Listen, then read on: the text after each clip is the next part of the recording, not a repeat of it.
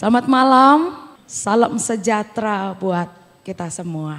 Bapak Ibu Saudara yang dikasihi Tuhan, mari kita membuka Alkitab kita. Mazmur 133 ayat 1 sampai ayat yang ketiga. Lembaga Alkitab Indonesia memberi judul bagian ini persaudaraan yang rukun. Saya mengajak kita membacanya secara bergantian. Saya ayat 1, Bapak Ibu Saudara ayat 2, dan ayat yang ketiga kita baca bersama-sama. Demikian firman Tuhan. Nyanyian ziarah Daud. Sungguh alangkah baiknya dan indahnya apabila saudara-saudara diam bersama dengan rukun.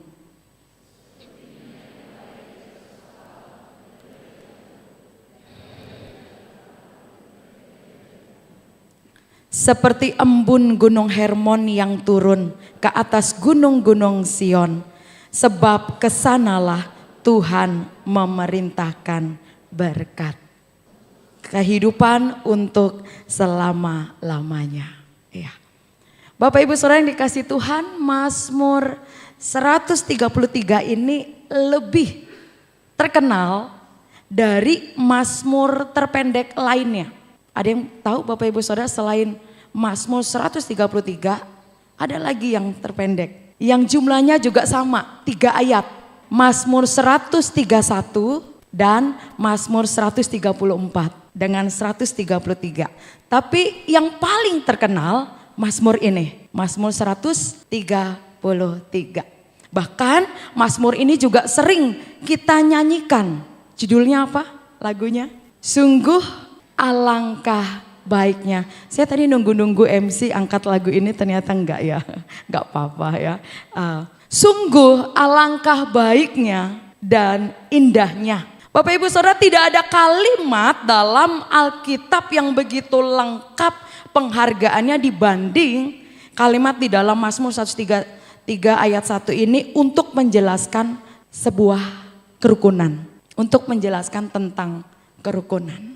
Mazmur ini Bapak Ibu Saudara dipakai dalam konteks yang lebih luas.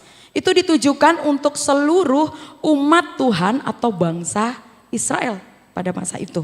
Mazmur ini merupakan mazmur ziarah atau nyanyian pendakian ke Yerusalem di mana bait Allah berada. Di mana umat Tuhan, umat Israel beribadah kepada Tuhan. Nah, nyanyian ini biasanya dinyanyikan. Bapak Ibu Saudara, pada saat itu begitu banyak orang Israel yang akan berkumpul ke Yerusalem. Maka kebersamaan dan kerukunan merupakan sebuah isu yang wajar, yang normal. Karena semua ingin datang untuk menyembah Tuhan di hari-hari raya tertentu bagi bangsa Israel. Nah, semua orang diingatkan bahwa mereka adalah saudara seiman dalam Tuhan. Seperti kita di dalam ruangan ini semua. Tadi kita diajak dalam Yesus kita bersaudara. Tadi hampir menetesin air mata ketika dikatakan kamu dari gereja mana, yang penting atas firman Tuhan yang sama. Kita berkumpul untuk memuji, untuk menyembah Tuhan. Bapak Ibu Saudara, kalau orang lihat saya kayak orang sangir ya. Makanya orang penasaran, orang sangir tapi logat Jawa. Iya, saya ada di Manado itu bukan kebetulan.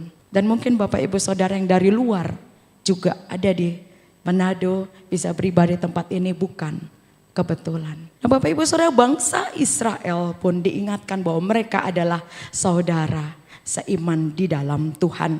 Tidak peduli mereka dari suku mana, dari mana mereka berasal. Semua perbedaan itu dileburkan dalam kebersamaan mereka untuk datang beribadah kepada Tuhan di bait Allah. Mereka adalah sama-sama umat Tuhan. Saudara, saat peringatan pada hari-hari tertentu, kota Yerusalem itu akan menjadi kota yang paling sibuk.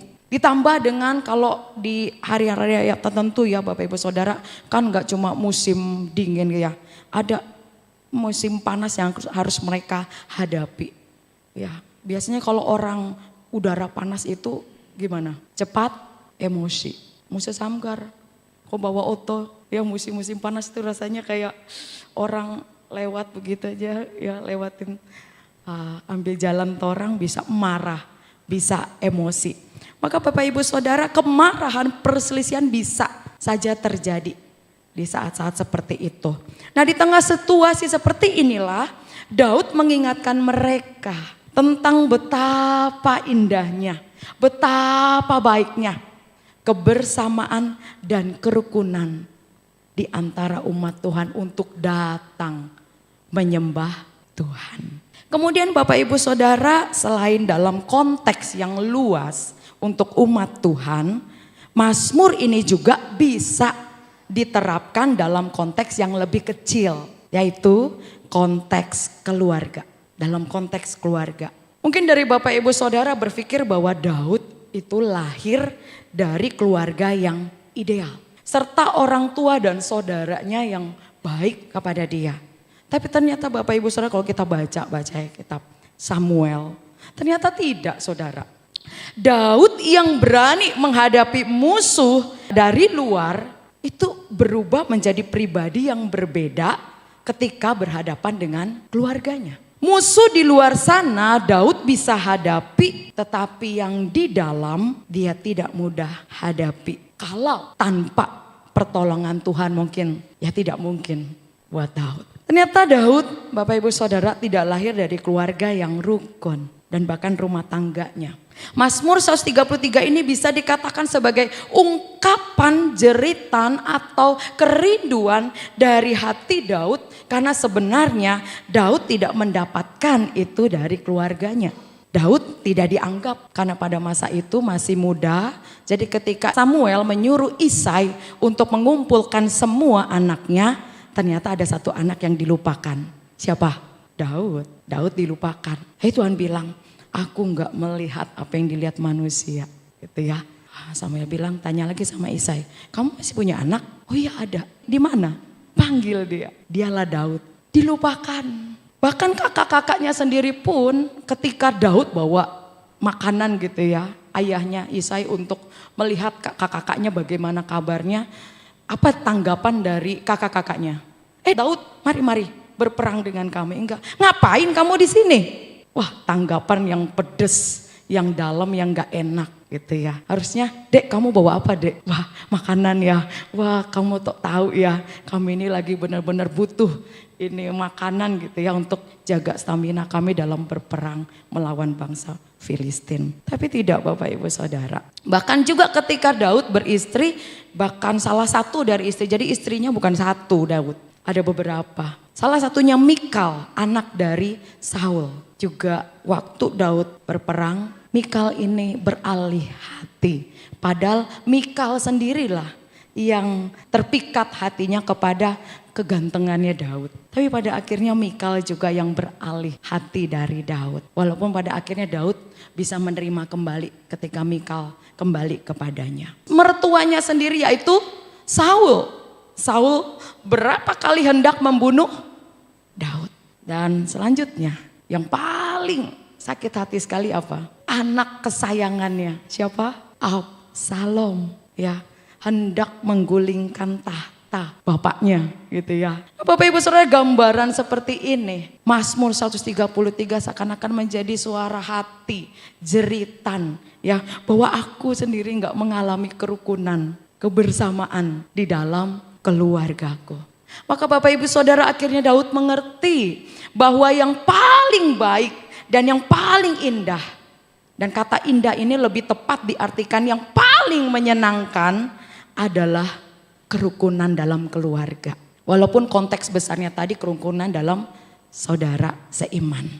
Hidup rukun baik dalam konteks umat Tuhan maupun dalam konteks keluarga. Itu dipandang Daud alangkah baiknya dan alangkah menyenangkannya. Nah, Bapak Ibu Saudara, malam hari ini kita akan berbicara tentang keluarga yang rukun. Saya percaya setiap kita yang hadir di ruangan ini pasti rindu memiliki keluarga yang rukun. Siapa yang gak ingin keluarganya gak rukun? Ya, semua pasti menginginkan ya Bapak Ibu Saudara. Gak ada yang angkat tangan gitu ya. Semua menginginkan. Tapi apakah mudah untuk hidup rukun selalu dalam keluarga? Ya, rukun sendiri bukan berarti gak ada pertengkaran. Rukun sendiri bukan berarti gak ada perbedaan pendapat. Rukun sendiri bukan berarti wah nggak pernah konflik gitu ya. Ya enggak. Tapi Bapak Ibu Saudara, rukun itu perlu diusahakan. Sungguh-sungguh dalam satu keluarga. Nggak bisa cuma salah satu. Tapi bersama-sama diusahakan, diciptakan. Pertanyaan yang untuk kita renungkan Bapak Ibu Saudara, dari Mazmur ini yang menjadi perenungan saya secara pribadi. Dan saya mau bagikan itu bagi Bapak Ibu Saudara. Bagaimana caranya menciptakan keluarga yang rukun menurut Mazmur 133. Yang pertama, kalau kita tadi membaca di ayat kedua. Seperti minyak yang baik di atas kepala ya. Kepalanya siapa Bapak Ibu Saudara? Kepalanya, halo, Harun ya. Kepalanya Harun. Harun itu siapa? Awalnya Harun bukan orang yang biasa-biasa aja gitu ya. Tetapi ketika Harun diurapi, ditaruh minyak di atas kepalanya, maka Harun diterima di tengah umat Israel yang banyak itu sebagai apa? Sebagai siapa?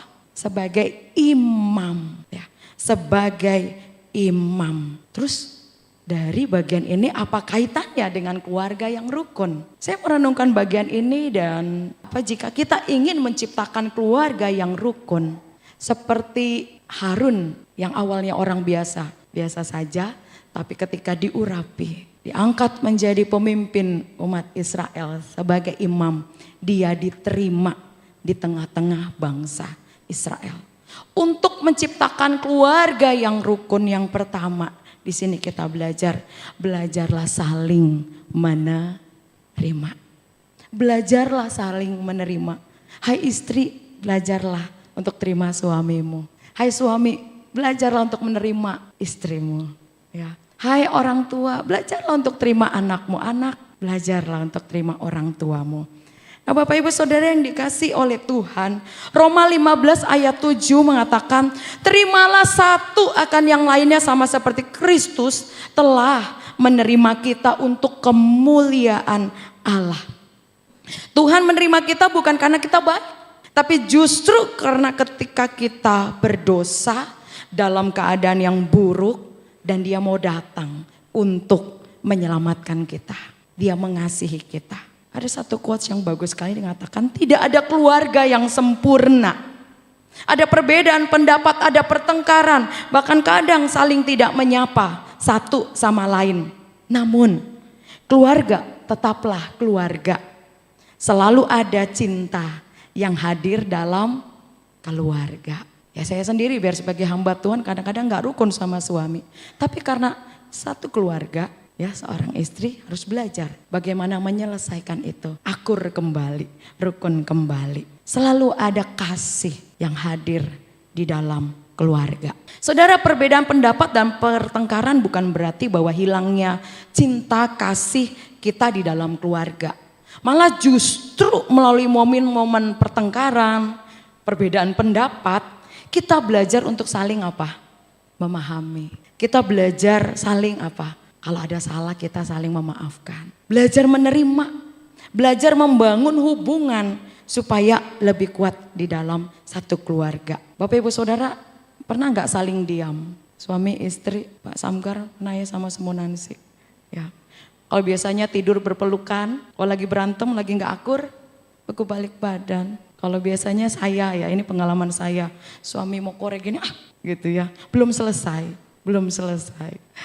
Nah, biasanya suami tunggu sampai reda dulu itu emosi. Nah saudara yang dikasih oleh Tuhan, tapi justru bahwa saling diam walaupun itu ada rasa sakit hati, kecewa, marah. Namun hal itulah yang bisa memberikan kita kesempatan untuk introspeksi diri dan belajar menenangkan diri. Ya, self talking sama Tuhan. Tuhan, kita ini ya dia ini nggak ngerti kita dan sebagainya. Tapi di dalam hati kita bilang, kamu juga salah. Kalau kamu nggak cara menyampaikannya gitu, nggak mungkin suamimu marah. Ya akhirnya, yuk Kang Tuhan, ya udah kita selesaikan. Cari apa? Nanti kalau udah tenang gitu, biasanya kita ngobrol.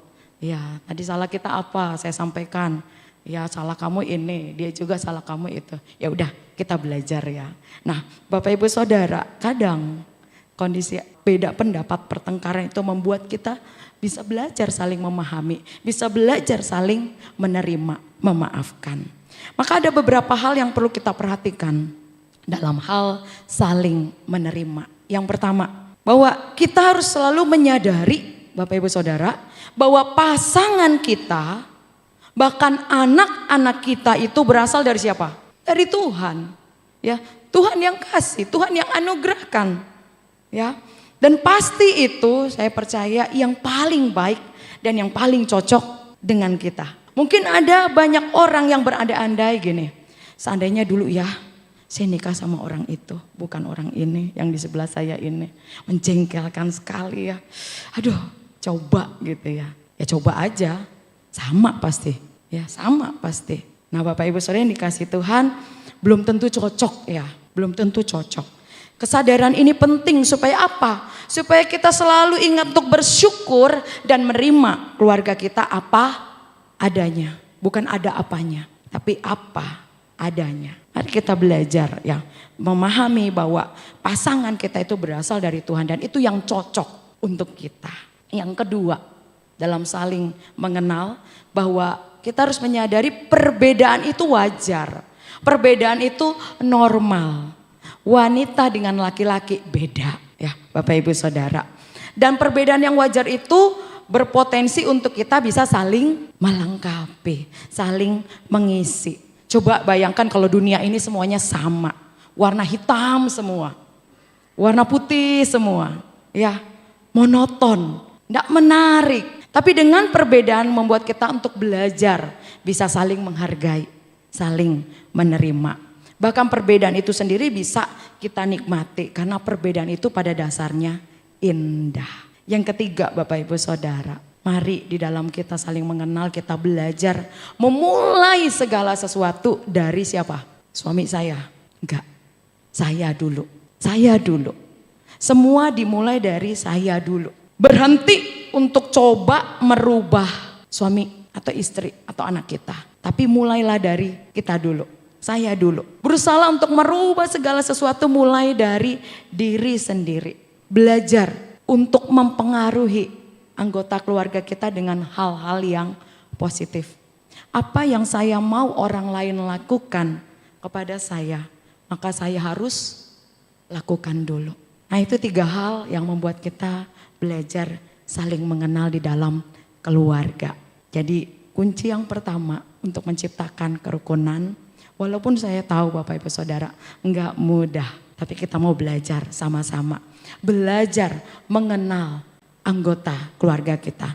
Yang kedua Bapak Ibu Saudara, dari ayat kedua ini dikatakan selanjutnya, minyak yang ada di atas kepala Harun meleleh ke janggut dan ke leher jubah. Yang kedua ini kita belajar saling mengampuni. Nah Bapak Ibu Saudara, jubah yang biasanya dipakai oleh para imam warnanya putih. Biasanya kalau jubah atau baju yang paling, baju putih ya, yang paling cepat kotor di bagian mana? Kerah. Ya, yang di bagian kerah. Apalagi kalau sudah tercampur dengan keringat. Ya, kalau parfumnya yang bagus punya, ya biar berkeringat apapun tetap masih wangi. Tapi coba kalau pakai 1 hari gitu ya, tetap pasti akan menimbulkan bau tidak sedap. Maka Bapak Ibu Saudara begitu juga dengan Harun yang dengan jubahnya sepanjang hari dari pagi sampai malam melayani jemaatnya, umat Tuhan, maka jubah lehernya itu bisa kotor bahkan menimbulkan bau sepanjang hari. Nah di sini menarik Bapak Ibu Saudara, saya belajar dari bagian firman Tuhan ini bahwa minyak urapan itu bukan minyak sembarang minyak, tapi minyak khusus, bahkan dikatakan wanginya itu semerbak. Wanginya itu memang harum sekali. Sehingga ketika minyak itu turun dari kepala janggut dan ke leher jubahnya Harun, maka menutupi bau tak sedap, bau tak enak. Menutupi apa yang tidak tercium dengan enak. Nah Bapak Ibu Saudara, sebagai keluarga saya tidak sempurna, suami saya tidak sempurna, anak saya tidak sempurna, orang tua saya tidak sempurna. Bahkan saya bisa melakukan kesalahan, suami saya juga bisa melakukan kesalahan. Bapak ibu saudara juga di dalam rumah tangga keluarga juga bisa salah dan tidak sempurna. Maka dari itu ketika kita melakukan kesalahan maka kita perlu belajar untuk apa? Untuk saling mengampuni. Banyak keluarga yang tidak mampu bertahan karena sulit untuk mengampuni. Karena memang mengampuni itu tidak gampang. Apalagi kalau udah sampai dalam sekali. Rasa tersakiti sekali. Maka tidak mudah untuk mengampuni. Maka Bapak Ibu Saudara kita mesti tunduk di hadapan Tuhan. Mesti belajar dari Tuhan kita. Bagaimana ketika Dia di kayu salib menanggung dosa-dosa kita manusia yang berdosa. Bapak Ibu Saudara yang dikasih Tuhan, Markus Kristianto, seorang trainer sekaligus motivator yang dipercaya untuk menjadi pembicara di berbagai organisasi dan perusahaan. Siapa sangka Markus Kristianto pernah mengalami perjalanan hidup yang begitu luar biasa. Terlahir dengan kondisi normal seperti anak biasanya, tapi saat usianya 6 bulan ya di tahun 60-an Indonesia mengalami pandemi polio. Dan Markus Kristianto ini dia mengalami kena virus ini dan lumpuh. Di usia 9 bulan, jadi ada beberapa bulan dirawat oleh keluarganya. Tetapi di usia baru 9 bulan, Markus ini yang rencananya mau dibawa ke tempat terapi di sebuah yayasan atau asrama. Tapi ternyata habis itu ditinggalkan oleh keluarganya dan diberikan alamat yang palsu. Sehingga ketika pengasuh orang yayasan atau asrama itu cari-cari alamat nggak ketemu. Tapi ternyata Bapak Ibu Saudara memang orang tuanya ini mau meninggalkan Markus ini di yayasan tersebut. Pada saat itu mereka tinggal di Solo ya, dan yayasan itu memang tempat di mana anak-anak yang menderita polio. Bapak Ibu Saudara, Markus ini tidak pernah mengenal siapa orang tuanya. Anak-anak yang lain dijenguk, dikunjungin, dijemput oleh orang tuanya, tapi dia nggak pernah ada satupun keluarga yang mengunjungi, yang menjenguk, bahkan menjemput dia. Bahkan Bapak Ibu Saudara dikisahkan dalam kesaksiannya bahwa selama ia di yayasan atau di asrama itu dia diperlakukan tidak baik oleh pengasuh-pengasuhnya, sering dicubitin, ya, sering dibilang anak yang dibuang, anak tong sampah. Saudara, bukan cuma 1-2 pengasuh, tapi hampir semua pengasuh memperlakukan demikian. Mungkin mereka kesel ya, ini orang tuanya membuang anak begitu saja. Sehingga mereka perlakukanlah anak ini demikian, Markus ini demikian. Bahkan Bapak Ibu Saudara di usia Markus yang keempat atau 5 tahun. Dia pernah karena kakinya itu ada bengkok sehingga dia harus menjalani operasi. Dan di dalam untuk mempersiapkan jalani operasi, anak 4-5 tahun ini ditinggal. Dia ada menangis-nangis, dia tarik-tarik tangan baju pengasuhnya tapi pengasuhnya kasih lepas, kasih tinggal. Wah, itu begitu menyakitkan baginya. Ya, dia harus dirawat di rumah sakit dan pada akhirnya selesai operasi dia kembali lagi ya ke asrama tersebut. Dan Bapak Ibu Saudara ketika kakinya digips ya bukan diperlakukan dengan baik. Wah, waktu dicopot gipsnya juga dengan kasar. Bahkan ketika dia meronta nangis, dorang ambil kain handuk ditutupnya lalu dipukulnya. Mulutnya bahkan ditaruh di kamar paling ujung supaya orang lain tidak tahu. Betapa sakit luar biasanya.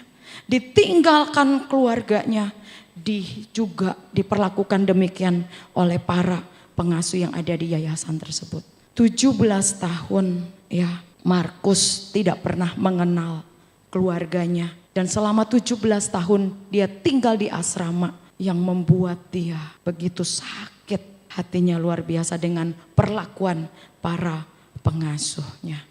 Bapak Ibu Saudara, hal itu membuat perspektif hidupnya rusak, gelap, putus asa, bahkan sempat marah kepada Tuhan. Tetapi di dalam kesaksiannya dia mengatakan, Bapak Ibu Saudara, Tuhan itu luar biasa. Sekalipun orang tua membuang anaknya, tetapi Tuhan itu tidak pernah. Tuhan itu tidak pernah membuang anaknya. Di dalam asrama itu mereka dikasih belajar ya Bapak Ibu Saudara. Dan salah satu guru yang mengajar itu adalah guru batik gitu ya. Nah Markus ini juga punya kepandaian dalam menggambar. Sehingga menarik sekali perhatian dari guru batik ini, ternyata seorang majelis di sebuah gereja, dan karena melihat kondisi Markus, maka ketika umur 17 Markus keluar dari asrama, dan kadangkala Markus itu tinggal bersama dengan keluarga ini. Nah, Bapak Ibu Saudara, kerinduan Markus ada orang yang mengatakan ini anakku, ternyata lewat keluarga itu. Ya, ketika ada orang yang bertamu ke majelis ini, guru batik ini, siapa itu gitu ya. Oh, ini anak kami. Saat itu rasanya dia begitu senangnya, bangganya, bersyukurnya. Karena baru ada orang yang mengatakan ini anakku. Bapak Ibu Saudara yang dikasihi Tuhan, dalam perjalanan hidup 17 tahun itu dia gak bisa untuk mengampuni. Yang pertama, dia gak bisa mengampuni pengasuh-pengasuhnya yang selalu membenci dirinya. Bahkan sampai dendamnya dia mengatakan dalam kesaksiannya bahwa kalau dia naik pesawat, kita mau lempar bom supaya asrama itu hancur. Sampai punya pikiran begitu. Ya, dan yang kedua yang gak bisa dia ampuni adalah keluarganya, orang tuanya. Hal itu membuat hal yang paling berat dalam kehidupan Markus. Bahkan dia juga sempat bertanya sama Tuhan. Tuhan ya, kenapa saya diciptakan seperti ini gitu ya. Alasannya apa? Tujuannya apa?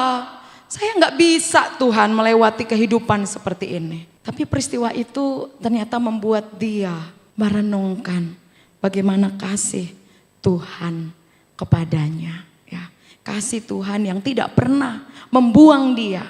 Ya, yang tidak pernah meninggalkan dia. Maka dari kasih Tuhan itu yang dia alami ya lewat orang-orang yang mengasihi dia, dia belajar untuk mengampuni. Ya, kalau Tuhan saja mengampuni manusia yang berdosa, maka saya juga mau belajar mempraktekkannya. Lalu Bapak Ibu Saudara, kisah selanjutnya apakah Pak Markus ini ketemu dengan berjumpa lagi dengan keluarganya? Bapak Ibu Saudara, dikisahkan bahwa bukan dengan bantuan orang lain, ya. Tetapi Pak Markus sendiri ini mencari sendiri keluarganya. Nah, ini yang membuktikan bahwa memang sudah beres di dalam dirinya untuk memberikan pengampunan, maaf kepada keluarganya.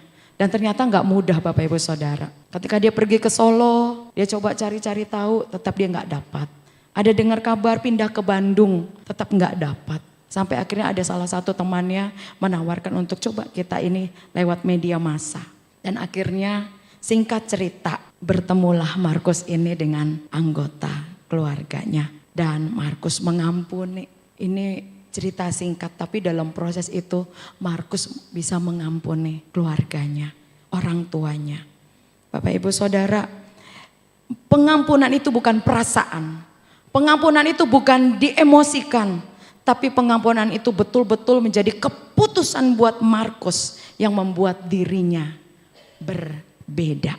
Bapak Ibu Saudara, mungkin masalah kita saat ini, kepahitan kita, kekecewaan kita, kemarahan kita kepada salah satu anggota keluarga kita membuat kita tidak bisa mengampuni. Tapi kalau melihat betapa peliknya, beratnya pergumulan Markus, mungkin tidak sebanding apa yang kita rasakan saat ini. Karena itu Bapak Ibu Saudara, mari kita belajar untuk menciptakan hidup rukun.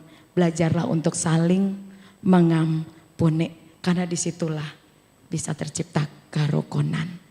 Yang ketiga Bapak Ibu Saudara, dari ayat yang ketiga. Seperti embun gunung Hermon yang turun ke atas gunung-gunung Sion. Seperti embun. Dalam perspektif Israel pada waktu itu Bapak Ibu Saudara, embun seringkali selain dijadikan simbol berkat Tuhan, embun itu disimbolkan kehadiran Tuhan. Embun itu menyegarkan. Tidak ada embun sama saja dengan tidak ada hujan. Bapak Ibu Saudara, membangun kerukunan dalam keluarga itu perlu adanya kegiatan-kegiatan yang menyegarkan. Kegiatan yang menyegarkan iman dari anggota keluarga, bahkan menyegarkan untuk menciptakan lagi lebih akrabnya dalam keluarga. Maka untuk memberikan kesegaran, Bapak Ibu Saudara perlu sediakan waktu bersama dengan keluarga Bapak Ibu Saudara. Yang pertama, sediakan waktu Bapak Ibu Saudara untuk bikin ibadah keluarga. Bapak Ibu Saudara, sangat-sangat saya merasakan manfaat dari mesbah atau ibadah keluarga. Salah satu contohnya aja kalau lagi baku feyem gitu ya. Terus ini besok jadwalnya ibadah. Itu hati langsung bergejolak, gak enak, gak nyaman ya. Duh, lagi jengkel-jengkel begini, marah-marah gini, besok mau ibadah bagaimana ya. Tapi sepanjang hari itu terus diingatkan, besok mau ibadah keluarga loh, mau ibadah keluarga loh. Ya akhirnya mau belajar untuk bisa mengampuni, ngajak ngobrol dulu.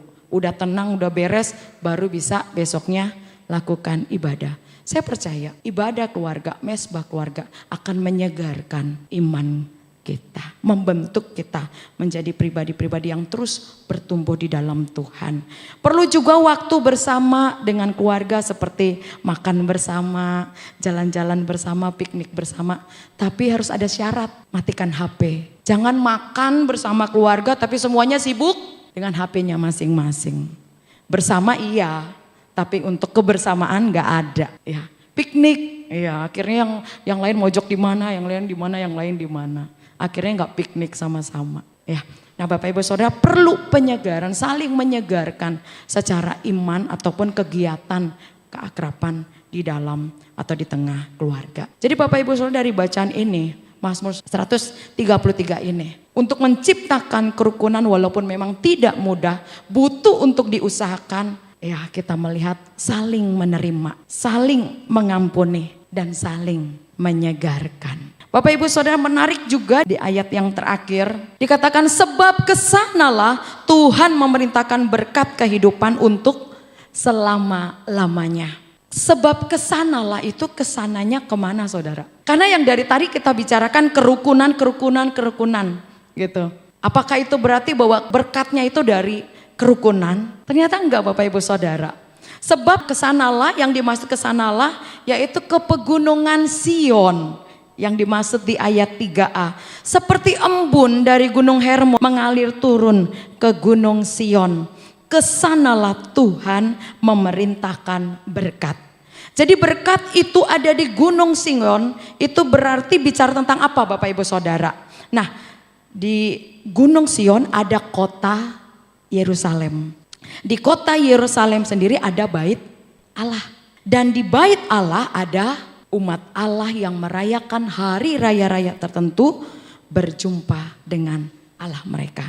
Beribadah, mengingat semua kebaikan Allah mereka di dalam perjumpaan pribadi dengan Allah. Dan disitulah Tuhan memerintahkan berkat-berkatnya.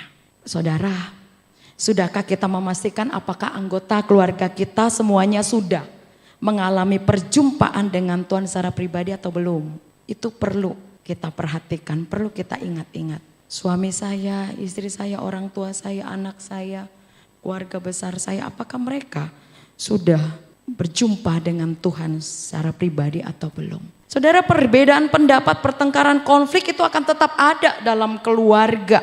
Jika keluarga sudah memiliki satu iman yang sama dalam Kristus, maka setiap percekcokan, pertengkaran, konflik, permasalahan dalam keluarga akan selalu diusahakan untuk diselesaikan. Maka Bapak Ibu Saudara, berkat-berkat Tuhan akan kita alami. Bukan secara fisik atau secara materi, tapi secara rohani. Diberkati, ada sukacita, ada damai sejahtera, ada kasih, ada saling mengenal, saling memaafkan. Nah Bapak Ibu Saudara yang dikasih Tuhan, berkat yang keluarga kita terima dari Tuhan, berkat itu juga Allah ingin kita bagikan kepada yang lain. Karena kita rindu dari keluarga kita juga orang boleh mengenal Tuhan. Boleh penasaran, apa keluarganya kompak ya. Baik ketika dalam rumah, ya sama biasanya kan orang kalau dari gereja aja oke-oke ya kelihatannya wah mesra gitu ya, wah baik gitu ya. Tapi dalam rumah bagaimana? Bapak Ibu Saudara sekali lagi kerukunan itu tidak mudah. Menciptakan kerukunan dalam keluarga apalagi kalau sampai sekarang ini kita ada kepahitan ya, ada kemarahan yang kita pendam. Itu harus selesaikan dulu. Diselesaikannya kepada siapa? Kepada Tuhan. Baru kita mulai dari diri kita untuk menciptakan kerukunan, karena kerukunan itu perlu diusahakan. Biarlah perenungan firman Tuhan ini menjadi berkat, menyegarkan kita dan mengingatkan kita bahwa betapa pentingnya kerukunan di dalam keluarga kita. Maukah kita keluarganya diberkati Tuhan? Saya percaya pasti kita mau. Mari kita bawa untuk semua keluarga, anggota keluarga kita, diyakinkan bahwa semuanya itu sudah mengalami perjumpaan kepada Tuhan secara pribadi. Mari kita tundukkan kepala. Bapak Ibu Saudara, dalam waktu ini, lewat perenungan firman ini, kalau Tuhan berbicara kepada Bapak Ibu Saudara, seperti pertanyaan saya tadi yang terakhir, apakah keluarga, anggota keluarga dari Bapak Ibu Saudara sudah yakin semuanya mengalami perjumpaan secara pribadi dengan Tuhan?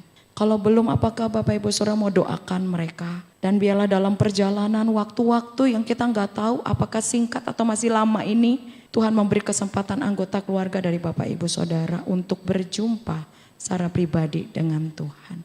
Mungkin hal ini yang membuat sulit untuk hidup rukun, damai, akrab di tengah keluarga Bapak Ibu Saudara. Saya beri kesempatan Bapak Ibu Saudara berdoa.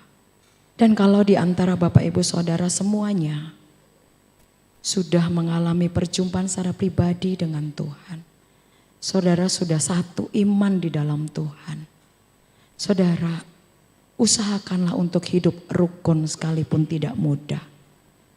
Dan bawalah usaha Bapak Ibu Saudara itu kepada Tuhan supaya Tuhan yang sempurnakan, Tuhan yang mampukan. Sekalipun Bapak Ibu Saudara gagal, tapi percayalah bahwa Tuhan akan mampukan untuk kita bangkit kembali, berusaha kembali, menciptakan, merasakan, mengalami kerukunan di dalam keluarga. Bapa di surga, terima kasih untuk kebenaran firman-Mu. Berbicaralah kepada masing-masing kami. Selepas kami meninggalkan tempat ini, Roh Kudus terus mengingat-ingatkan kepada kami bahwa betapa pentingnya, betapa perlunya untuk menciptakan kerukunan di dalam keluarga. Betapa kerukunan itu juga yang diinginkan Tuhan dalam konteks secara luas maupun secara kecil di tengah keluarga. Kami bawa keluarga kami masing-masing dalam pertolongan-Mu. Dan biarlah firman Tuhan ini menyegarkan, menolong, memampukan kami untuk menikmati betapa indahnya, betapa menyenangkannya hidup rukun sebagai keluarga Allah. Dan kami juga rindu sebagai umat Tuhan Gemim Manado, mau anggota mau simpatisan, kami juga ingin belajar untuk saling mengenal, saling menyapa, saling memberi hormat terlebih dahulu. Dan kami percaya Tuhan bahwa ada keindahan di dalamnya. Terima kasih Tuhan untuk firman-Mu. Terima kasih Tuhan. Kepadamu kami bersyukur, kepadamu kami berdoa di dalam nama Tuhan Yesus. Haleluya. Amin.